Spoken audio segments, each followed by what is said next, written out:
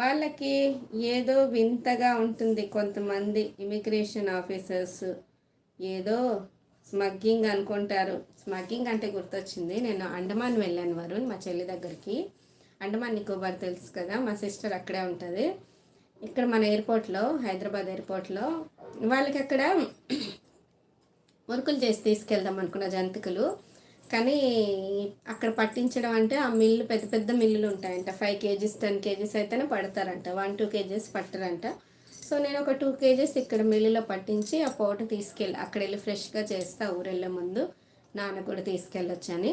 అంత చెకింగ్ అయింది. చిన్న బ్యాగ్లో పెట్టుకున్నాను, ఏదైతే హ్యాండ్ బ్యాగ్ ఉంటుంది కదా ఆ వెయిట్లో పెట్టుకున్నాను.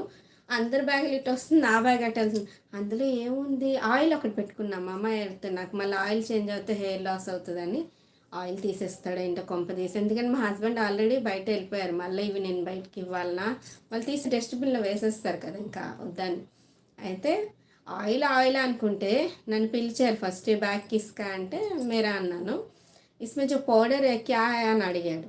పౌడర్ అంటే ఓ నేను అన్నాను चावल का आटा है, मेरे बहन के बच्चे हैं ना वहाँ पर मैं स्नैक्स बनाऊंगी इसके लिए ले जा रही हूँ